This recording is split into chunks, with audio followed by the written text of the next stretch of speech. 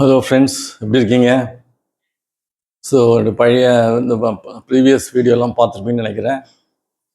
I hope you are doing good and you are doing good job. இப்போ நம்ம break even analysis அப்படின்ற chapter பார்க்க போகிறோம். So அதில் முக்கியமாக பிஃபோர் நம்ம டீட்டெயிலாக போகிறதுக்கு முன்னாடி காஸ்ட் எப்படின்றது பார்க்கணும். ஒரு செலவு, ரெண்டு விதமான செலவு, அதை நம்ம கம்ப்ளீட்டாக தெரிஞ்சுக்கணும். அப்போது அது நமக்கு யூஸ்ஃபுல்லாக இருக்கும். ஓகே, ஸோ அதில் டீட்டெயிலாக அதுக்கு அடுத்தது வர செஷன்ஸ்லாம் கூட ரொம்ப டீட்டெயிலாக இருக்கும். அது பிஸ்னஸுக்கு ரொம்ப யூஸ்ஃபுல்லாக இருக்கும். அதெல்லாம் நீங்கள் கம்ப்ளீட்டாக மிஸ் பண்ணாத பாருங்கள். உங்களுக்கு all the best to you. இப்போ பிரேக் ஈவன் அனாலிசிஸ் ஆர் சிவிபினா காஸ்ட் வால்யூம் ப்ராஃபிட். அது எல்லாம் almost interchangeably it is used. இதுக்கு அதெல்லாம் அது இதுக்குன்னு யூஸ் பண்ணுறோம். அதில் இதில் நமக்கு ஒன்றும் பெரிய விஷயம் இல்லை. நமக்கு வேண்டியது இப்போது காஸ்ட்டு பிரேக் ஈவன் அனாலிசிஸில் காஸ்ட்டை கிளாஸிஃபை பண்ணுறது ஒரு பெரிய காரியம். இப்போ பார்த்தீங்கன்னாங்க ப்ராஃபிட் எதுக்காக பிஸ்னஸ் பண்ணுறோன்னா profit. We want to get the profit. So what is profit? Difference between sales realisation and காஸ்ட்டுக்கும் சேல்ஸுக்கும் உண்டான வித்தியாசம் தான் ப்ராஃபிட்டு. ஸோ எப்படி போடலாம்? ப்ராஃபிட்னா சேல்ஸ் மைனஸ் காஸ்ட்டு. சேல்லேருந்து காஸ்ட்டை கழிச்சுன்னா ப்ராஃபிட். சிம்பிள் திங், அது எல்லாருக்கும் தெரியும். ஆனால் ப்ராஃபிட் எப்போவுமே எல்லா சமத்துலேயும் அதனுடைய சேல்ஸ் விற்பனையை பொறுத்து மாறணும் அவசியம் இல்லை. ப்ராஃபிட்டு எப்பவுமே பிஸ்னஸ் சேல்ஸ் கம்மியாச்சுன்னா ப்ராஃபிட் கம்மியாகிடும், சேல்ஸ் அதிகமாச்சுன்னா ப்ராஃபிட் அதுக்கு பொதுவாக உண்டு. ஆனால் எல்லா சமயம் ஆகிறதுக்கு சான்ஸ் இல்லை. அது முடிஞ்சுக்கணும். நம்ம வெறும் ப்ராஃபிட் எல்லாம் சேல்ஸ் இன்க்ரீஸ் பண்ணுறா போதும் கிடையாது. சேல்ஸ் கம்மியாக உடனே ப்ராஃபிட் டவுன்னு சொல்ல முடியாது. ஏன்னாக்கா சில காஸ்ட் சில செலவு, சில காஸ்ட் செலவுகள் இது அவுட்புட்டை உற்பத்தியை பொறுத்து இருக்கு. ஆனால் சில காஸ்ட்டு உற்பத்தியை பொறுத்து இல்லை, விற்பனையை பொறுத்து இல்லை. இதாக புரிஞ்சுக்கணும். அப்போ ரெண்டு விதமான காஸ்ட்டு.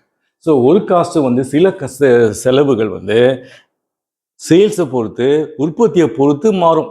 அது அப்படியே போகிறோம். சப்போஸ் ஜூட் பேக் செய்கிறீங்க, ஜூட் பேக்கு ஒரு 1000 பேக் செய்கிறேனாக்கா அதுக்கு ஒரு 300 டன் வாங்கணும். சரி, 300 டன் வாங்கணும். அதே 5000 டன்னாக்கா 1500 டன் வாங்கணும். அதுக்கேற்ற மாதிரி சரி. ஆனால் ஒரு பில்டிங்கில் வாடகை எடுத்து இருக்குங்க, அந்த வாடகை எடுத்து கட்டுங்க. இந்த மாதிரி நான் ப்ரொடியூஸ் பண்ண வேலை சார், நான் ஜூட் பேக் ப்ரொடியூஸ் பண்ண வேலை என்னால் வாடகை கொடுக்க முடியாதுன்னு சொல்ல முடியுமா? முடியாது. சில காஸ்ட் உற்பத்தியை பொறுத்து அல்ல, சில காஸ்ட் உற்பத்தியை பொறுத்து அல்ல. அது டைரெக்டாக இன் ப்ரொபோர்ஷன் டு அவுட்புட்டோட கிடையாது, விற்பனையோட கிடையாது. ஸோ ரெண்டு லீஸில் வெளியே கடையை வாடகை எடுத்துருக்கீங்க, லீஸில் ஒரு வருஷம் போட்டுருக்கீங்க. ஒரு வருஷத்துக்கு வாடகை கொடுத்தா நீ கடை விற்கிறியோ இல்லையோ, கடையை திறக்கிறியோ இல்லையோ, கொடுத்தே ஆகணும். கரெக்டாக நீ உற்பத்தி பண்ணுறியோ இல்லையோ, மிஷின் லீஸில் வாங்கியிருக்க, மிஷினை லீஸ் ரெண்டில் கட்டி ஆகணும். நீ மிஷினை ஓட்டுறியோ இல்லையோ, ரெண்டில் இது கொடுத்தே ஆகணும். ஸோ அது நம்ம ஒன்றும் அதை தவிர்க்க முடியாது. ஸோ அதனால் பார்த்தீங்கன்னா எந்த சம் காஸ்ட், அப்போ வேரியபிள் காஸ்ட்னு பேர், அது பேர் உற்பத்தியை சார்ந்து உற்பத்தியோடு டைரெக்டாக ப்ரொபோர்ஷனாக மாறக்கூடிய காஸ்ட் வேரியபிள் காஸ்ட்டு. ஆனால் உற்பத்தியை சாராத சில காஸ்ட்டு ஃபிக்ஸட் காஸ்ட்டு.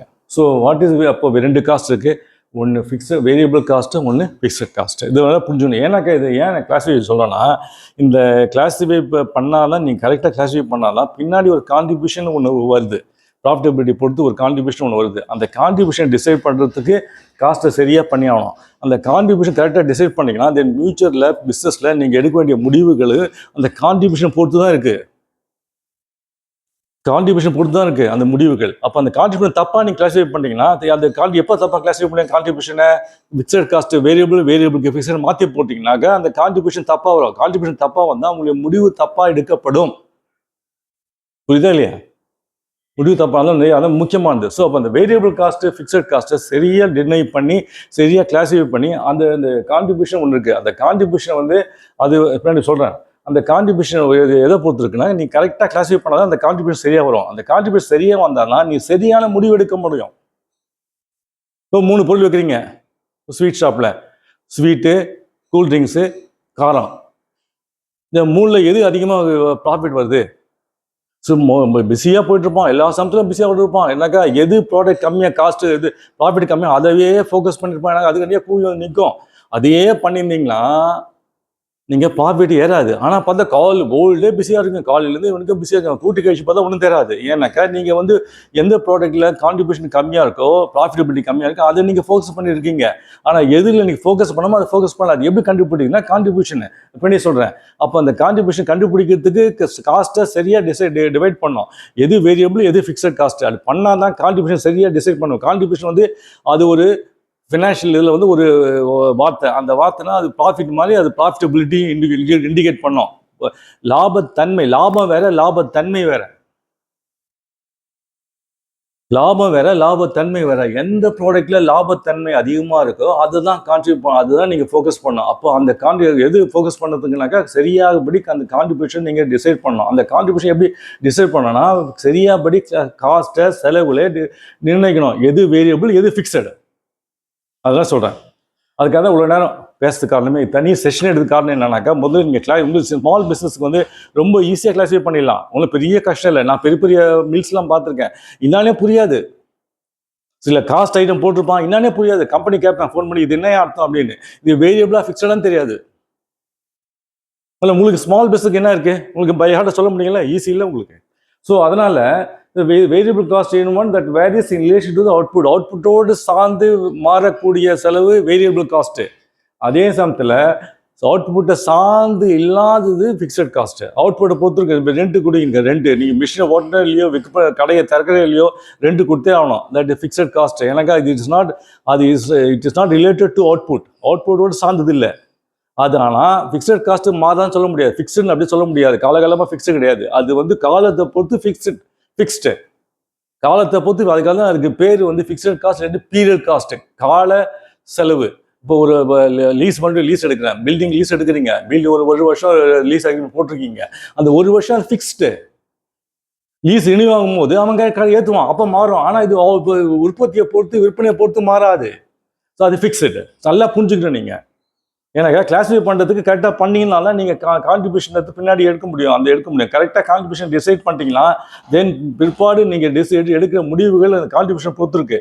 அப்போ சரியான முடிவு எடுக்கணும். தப்பாக முடிவு வச்சுன்னா லாஸ்ட்டில் வந்துடும். இதே இல்லையா உங்களுக்கு புரிஞ்சுன்னு நினைக்கிறேன். So very important. So fixed cost வந்து உண்மையிலேயே ஃபிக்ஸட் கிடையாது. அது கால அளவு பொறுத்து இருக்கு. அதுக்காக தான் அதுக்கு பேர், இன்னொரு பேர் அதுக்கு பீரியட் காஸ்ட்னு பேர். அளவு காலத்துக்கு ஏற்ற மாதிரி மாறும். ஸோ கமிட்மெண்ட் அந்த 1 இயர் ஃபிக்ஸ்னா அந்த 1 இயருக்கு நீங்கள் இப்போ ஃபிக்ஸடாக அது கமிட்மெண்ட் கொடுத்தே ஆகணும். அது 2 பேமெண்ட் ஆகணும். வெதை மிஷினை ஓட்டுறையோ இல்லையோ, கடையை திறக்கிறோ இல்லையோ, fixed cost you to pay the rent.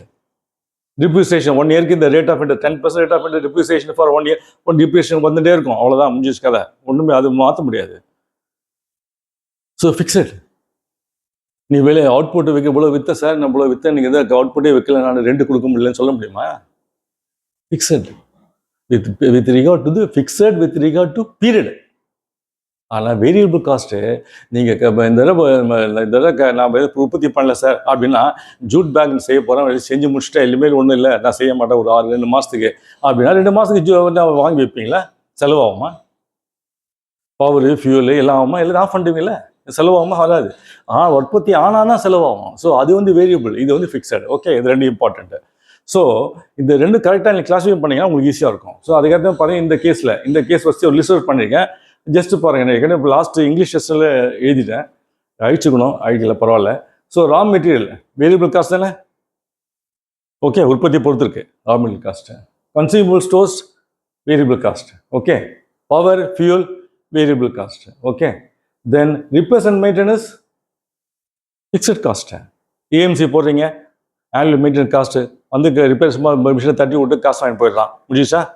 So fixed cost. Okay, then அதுக்கடுத்தது salaries, wages and salaries fixed cost கொடுத்தே ஆகணும். நீங்கள் அதனால பண்ணல, நான் 10 நாள் வந்தேன்லாம் சொல்ல முடியாது.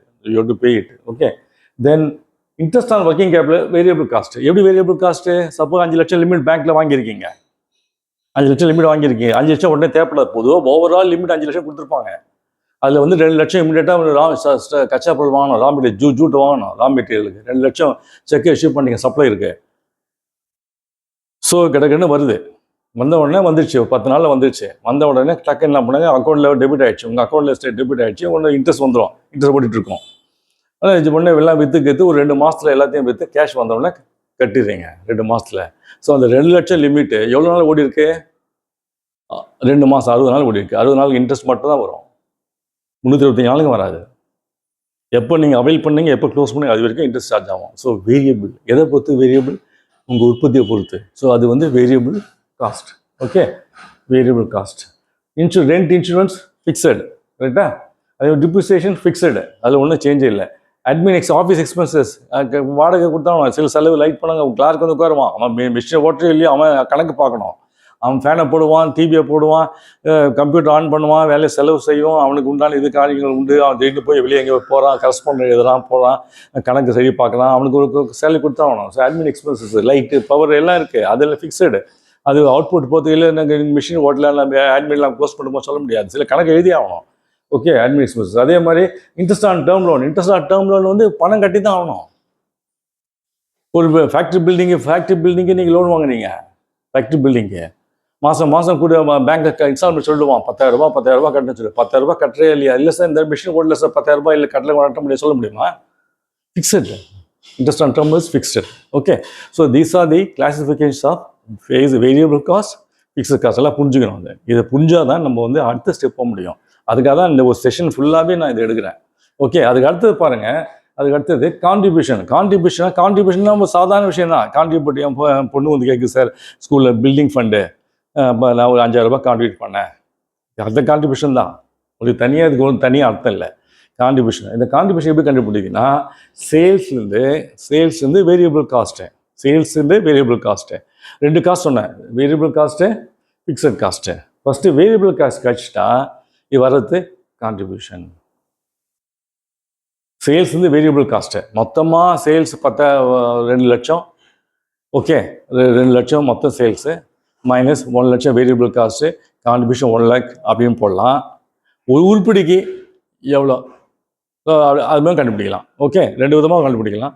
ஸோ எப்படி தான் கான்ட்ரிபியூஷன் கண்டுபிடிக்கணும். எது கான்ட்ரிபியூஷன்னா sales minus variable cost. Sales minus variable cost fixed cost. இதில் வந்து இந்த வேரியபிள் அடங்கினோடனே இன்னும் காஸ்ட் இருக்குல்ல, என்ன காஸ்ட் அது? சேல்ஸ் வந்து சேல்ஸில் என்ன இருக்கும்? 3 இருக்கும்.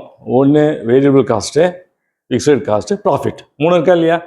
சேல்ஸில் 3 இருக்குது, variable cost, fixed cost, profit. இதில் வேரியபிள் காஸ்ட் எடுத்தாச்சு. ஸோ மீதி என்ன இருக்கும்? Fixed cost plus profit. So contribution என்ன அர்த்தம்? Fixed cost plus profit. So இந்த கான்ட்ரிபியூஷன் தான் வெரி இம்பார்ட்டன்ட். நமக்கு கான்ட்ரிபியூஷன் வெரி இம்பார்ட்டன்ட். ஏன்னா ஒவ்வொரு ப்ராடக்டை பொறுத்து இருக்கு இந்த கான்ட்ரிபியூஷன். அதாவது ப்ராடக்ட் சென்டர்டு. அது 3 வைக்கிறீங்க ஒரு ஸ்வீட் ஸ்டாலில், ஸ்வீட்டு, காரம், கூல்ட்ரிங்க்ஸு. எதில் கான்ட்ரிபியூஷன் அதிகமோ அதை தான் நீங்கள் ஃபோக்கஸ் பண்ணணும். ப்ராஃபிட் பார்க்கக்கூடாது. ப்ராஃபிட் வந்து போகும், வரும், போகும், மாறும், ஏறும். கான்ட்ரிபியூஷன் அது ப்ராஃபிட்டபிலிட்டி, அது லாபத்தன்மை இருக்கான்னு பார்க்கணும். லாபத்தை பார்க்கக்கூடாது. லாபத்தன்மை இருக்குது, இப்போ தொடர்ச்சி இப்போதைக்கு டெம்பரரியாக லாபம் கம்மியான பரவாயில்ல, லாபத்தன்மை இருந்தால் அதை நீங்கள் ஃபோக்கஸ் பண்ணணும். புரியுதா இல்லையா? அதுதான் கான்ட்ரிபியூஷன். அதுக்கு தான் அடுத்த செஷனில் அதை பற்றி கம்ப்ளீட்டாக டீட்டெயில் எடுக்கணும். ஸோ லாபத்தன்மை, ப்ராஃபிட்டபிலிட்டி. லாபம் இல்லை, லாபம் குறைஞ்சி போகும். ஃபிக்ஸட், எனக்கு லாபம் எப்போ வரும்? ஃபிக்ஸட் காஸ்ட் கழிச்சு தான் லாபம் வரும். ஃபிக்ஸட் காஸ்ட் சமயத்தில் மாறும், சம்பளம் ஏறும், சம்பளம் குறையும். அது நிரந்தரம் இல்லை. ஆனால் நமக்கு வேண்டியது அந்த ப்ராடக்ட்டு, அந்த பொருள் லாபத்தன்மை உடையதா இல்லையா? லாபத்தன்மை அதிகமாக அந்த எப்படி லாபத்தன்மை இருக்குது கண்டுபிடிக்கிறது? கான்ட்ரிபியூஷன். இது உங்களுக்கு அந்த கம்யூனிஸ்ட் செஷனில் கிளீனாக சொல்லுவேன். கான்ட்ரிபியூஷன் தொடர்ந்து பாருங்கள், நம்ம ஃப்ரெண்ட்ஸுக்கும் சொல்லுங்கள். ஸோ இதில் வந்து சேல்ஸ் மைனஸ் சேல்ஸ் உருப்படி. ஒரு சப்போஸ் ஜாம் பாட்டில் ஒரு லேடி செய்கிறாங்க, ஜாம் பாட்டில் ஒரு ஜாம் பாட்டில் வந்து 100 ரூபா. ஸோ அதுக்குண்டான உற்பத்தி செலவு, வேரியபிள் காஸ்ட் உற்பத்தி செலவு, இல்லாட்டி மார்ஜினல் காஸ்ட்னு சொல்லலாம் இங்கிலீஷில். ஸோ 60. ஸோ எவ்வளோ இருக்குது? மீதி 40. அந்த 40 வந்து கான்ட்ரிபியூஷன் பேர். அந்த 40 பேர் கான்ட்ரிபியூஷன். ஒரு உருப்படிக்கு கான்ட்ரிபியூஷன் 40. ஒரு உருப்படிக்கு கான்ட்ரிபியூஷன் எவ்வளோ? 40. ஸோ இதில் என்ன அடங்கியிருக்கு? நிரந்தர செலவு, fixed expense cost plus profit. Okay, so sales அதிகமாச்சுன்னா கான்ட்ரிபியூஷன் அதிகமாகும், சேல்ஸ் கம்மியாச்சுன்னா கான்ட்ரிபியூஷன் கம்மியாகும். அதே சமயத்தில் உங்கள் வேரியபிள் காஸ்ட்டை சரியாக மேனேஜ் பண்ணிங்கன்னா கூட வேரியபிள் காஸ்ட் சரியாக எஃபிஷியண்ட்டாக மேனேஜ் பண்ணால் கூட இன்வென்ட்ரி மேனேஜ்மெண்ட்லாம் பார்த்துருப்பீங்க, நிறைய செலவெல்லாம் குறைக்கலாம். இன்வென்ட்ரி மேனேஜ்மெண்ட்டில் இந்த இன்வென்ட்ரி மேனேஜ்மெண்ட்டில் பேசியிருக்கேன். அதில் நீங்கள் பார்த்தீங்கன்னாக்கா அதில் உண்டான காஸ்ட்டை எப்படி குறைக்கலாம்னு சொல்லியிருக்கேன். அந்த மாதிரிலாம் நீங்கள் குறைக்கும் போது கான்ட்ரிபியூஷன் எப்போவுமே அதிகமாகும். ஸோ இதுதான் முக்கியம், கான்ட்ரிபியூஷன் தான் முக்கியம். லாபத்தன்மை, அதுக்கு பேர் ப்ராஃபிட்டபிலிட்டி ஆஃப் த ப்ராடக்ட்னு அர்த்தம். கான்ட்ரிபியூஷன் இண்டிகேட்ஸ், கான்ட்ரிபியூஷன் எதை குறிக்குதுன்னா லாபத்தன்மை, பொருளுடைய லாபத்தன்மை குறிக்கின்றது. லாபத்தை குறிக்கல, லாபத்தன்மை. ஸோ நமக்கு பிஸ்னஸ் பீப்புள் லாபத்தை பார்க்க லாபத்தன்மையை பார்க்கணும். அது லாபத்தன்மை எங்கே பார்க்கறது? கான்ட்ரிபியூஷன். புரியுதா உங்களுக்கு? அதனால் வெரி இம்பார்ட்டண்ட்டு. அதனால் இந்த 3 செஷன் சொல்லியிருக்கேன். இந்த இதில் லெவலில் ப்ராஃபிட்டை பற்றி பேசியிருக்கேன். Variable cost, fixed cost, contribution. மறுபடியும் கான்ட்ரிபியூஷன் வரும்போது டீட்டெயிலாக எடுப்பேன். எனக்கு அதில் நிறைய முடிவு எடுக்க வேண்டும் பிஸ்னஸ் பீப்புள். இதை எடுக்கலாமா, இந்த ப்ராடக்ட் விட்டுலாமா, இந்த மிஷினை வாங்கலாமா, இந்த மிஷினை விட்டுலாமா அப்படின்னு தடுமாறும் போது நம்ம கான்ட்ரிபியூஷன் எது சூஸ் பண்ணலாம். 3 மிஷின் இருக்குது, 3 மிஷினில் எது நம்ம 3 ப்ராடக்ட் இருக்குது, 3 ப்ராடக்ட்டில் எந்த ப்ராடக்ட் அதிகமாக சூஸ் பண்ணலாம். லாபத்தை பார்த்தா சூஸ் பண்ண முடியாது. லாபத்தை பார்த்து தப்பான முடிவு எடுக்கப்படும். லாபத்தன்மையை பார்த்தா அந்த பொருள் இப்போதைக்கு நஷ்டத்தில் வந்திருக்கும், ஆனால் அந்த லாபத்தன்மை பார்த்தீங்கன்னா அதிகமாக இருக்கும். அது கான்ட்ரிபியூஷன் பாசிட்டிவ். சில பிஸ்னஸ் பீப்புள், என் ட்ரைனிங் சில பிஸ்னஸ் பீப்புளுக்கு பாவம் என்ன சொல்கிறாங்க, சார் எனக்கு இந்த சேல்ஸ்லேருந்து வேரியபிள் காஸ்ட் கேட்குறோம்ல, உற்பத்தி செலவு, அந்த உற்பத்தி செலவில் இங்கேயே அடிபட்டு போகுது சார். 100 ரூபாய்க்கு சேல்ஸ் விற்கிறேன், ஆனால் அந்த செலவு 120 ஆகிடுச்சு சார், அங்கேயே எனக்கு நஷ்டம் வந்ததுதான். கவலைப்பட அவசியமே இல்லை. இனிஷியலாக எல்லா பிஸ்னஸ்க்கும் உற்பத்தி செலவே எடுக்க முடியாது. ஃபிக்ஸட் காசு விட்டுருங்க, ரெண்டுக்கெல்லாம் விட்டுருங்க, ரெண்டு இன்சூரன்ஸ்லாம் விட்டுருங்க, உற்பத்தி செலவு எடுக்க முடியல. அதனால் என்னன்னா இனிஷியலாக கொஞ்சம் இப்போ எல்லாருக்கும் அந்த ட்ரபிளுக்கும் சோர்ந்து போகக்கூடாது. நீங்கள் தொடர்ச்சியாக மார்க்கெட்டிங் ஸ்ட்ரென்தன் பண்ணணும். உங்களுடைய மெட்டீரியல் மிஷின் நல்ல ஒரு மிஷினை வாங்கணும், நல்ல மெட்டீரியல் மேனேஜ்மெண்ட் எல்லாம் பண்ணணும். அதுக்கு தான் எல்லாம் சொல்லியிருக்கேன். நல்ல ஒரு ஆளை நல்ல ஒரு எஃபிஷியன்ட் ஆளை மெயின் பண்ணணும். ஸோ சில மிஷின் பார்த்தீங்கன்னா 4 உற்பத்தி இடத்துல 4 உற்பத்தி பண்ணணும். அந்த மாதிரி மிஷினை கண்ட்ரோல் பண்ணணும். நல்ல ஃபோர்மேன் வேணும் இதுக்கு. அதே மாதிரி மெட்டீரியல் சரியாக மேனேஜ் பண்ணணும். இது மாதிரிலாம் பார்க்கும்போது மெட்டீரியல் கொஞ்சம் கொஞ்சமாக தான் வரும், அது உடனே வராது. அதனால் எடுத்த உடனே சார் உற்பத்தி செலவே எடுக்க முடியல அப்படின்னு கஷ்டப்படுற மக்களுக்கு நான் நிறைய ட்ரெயினில் எடுக்கும்போது சொல்லியிருக்காங்க. ஆனால் நீங்கள் கவலைப்படாதீங்க, மார்க்கெட்டிங் ஸ்ட்ரென்தன் பண்ணுங்கள். உங்கள் உள்ள எஃபிஷியன்சி நடக்கிற இது உற்பத்தி முறை எல்லாத்தையும் நீங்கள் நல்லா கேரப் பண்ணி நல்ல எஃபிஷியண்ட்டாக பண்ண ஆரம்பிங்க. அப்போ ஆட்டோமேட்டிக்காக கொஞ்சம் கொஞ்சமாக ஃபஸ்ட்டு உற்பத்தி செலவு எடுத்துருவீங்க. உற்பத்தி எடுத்த உடனே கான்ட்ரிபியூஷன் ஆகிடும், நெகட்டிவ்லேருந்து பாசிட்டிவ் ஆகிடும். அப்புறம் ஸ்லோலி ஃபிக்ஸட் காஸ்ட்டு, ப்ராஃபிட். அதனால் ஒன்றும் அப்படியே சோர்ந்து போகிறதுக்கும் நம்பிக்கை இல்லாதுக்கிறதுக்கும் ஒன்றும் விஷயம் இல்லை. நம்பிக்கையோடு செய்யலாம். அதனால தான் செஷன்ஸ் அடுத்த செஷன் கம்ப்ளீட்டாக பாருங்கள், உங்களுக்கு ரொம்ப யூஸ்ஃபுல்லாக இருக்கும். உங்களுக்கு புரிஞ்சுக்கணும்னு நினைக்கிறேன். Till such time, take care. Thank you.